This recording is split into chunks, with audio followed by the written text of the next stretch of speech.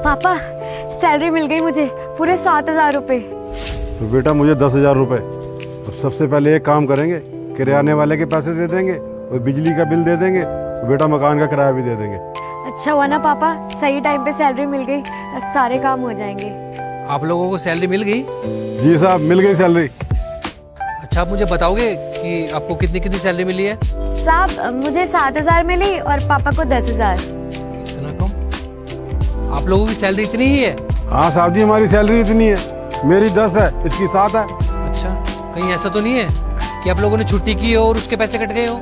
साहब जी हमने कोई छुट्टी नहीं की, हम रोज काम पे आते हैं।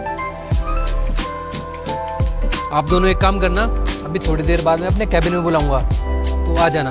अरे क्या हुआ साहब जी, हमसे कोई गलती होगी साहब? नहीं नहीं, कोई गलती नहीं हुई है, बस मुझे कुछ पता लगाना है। जब तक मैं ना बोलूँ घर मत जाना।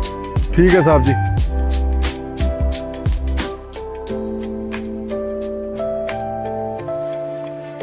सर बुलाया आपने मुझे? हाँ देश, मुझे ये बताओ कि सबकी सैलरी दे दी ना तुमने?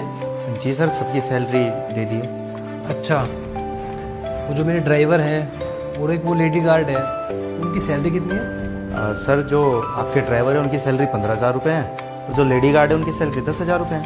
तो उनकी पूरी सैलरी दे दी ना तुमने? हाँ सर, सैलरी दे दी है मैंने। आप ये सब क्यों पूछ रहे हैं? एक बार इधर आना। जी साहब जी। आप लोगों की सैलरी कितनी है एक बार बताना जरा। साहब जी मेरी सैलरी 10,000 रुपये है। साहब मेरे 7,000 है। जब इनकी सैलरी 15,000 रुपये और उनकी 10,000 रुपये है, तो इनको 10,000 रुपये और उनको 7,000 रुपये क्यों दिए? इसका मतलब तुम सैलरी में से पैसे खा रहे हो।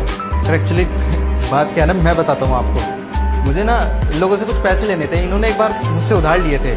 मैं कर रहा हूँ ना सर से बात, आप लोग बाहर जाओ, मैं सर से बात करके आता हूँ। वो बाहर नहीं जाएंगे, जो भी बात होगी ना इनके सामने ही होगी, ताकि इनको पता चले कि इनके साथ कितना गलत हो रहा है। साहब जी झूठ बोल रहे हैं ये, इन्होंने मुझे बताया था तुम्हारी सैलरी 10,000 रुपये है और ये हर महीने मुझे 10,000 रुपये ही देते हैं। अरे सर ये लोग ना झूठ बोल रहे हैं, लालच है इन्हें पैसों का।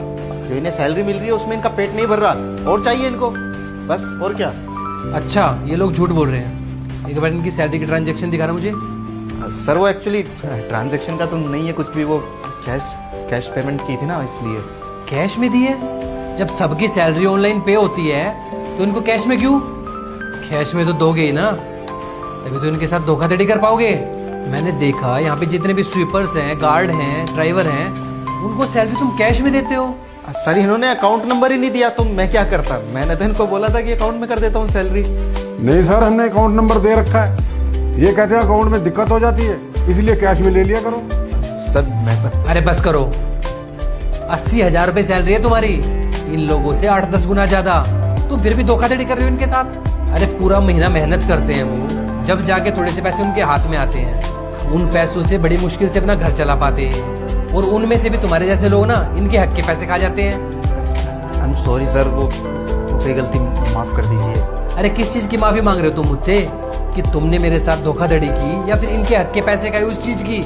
देखो तुम्हारे पास सिर्फ 2 ही रास्ते हैं। एक तो ये कि जिसके भी तुमने पैसे खाए हैं ना, उसके पैसे वापस लौटाओ, वरना तुम जेल जाओगे।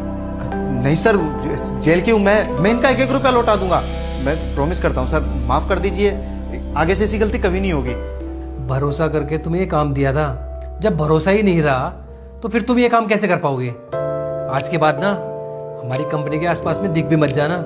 चलो अब निकलो, खड़े खड़े क्या देख रहे हो? और अंकल आप बिल्कुल भी टेंशन मत लीजिए, आपके पूरे पैसे मिलेंगे आपको। बहुत बहुत धन्यवाद साहब जी।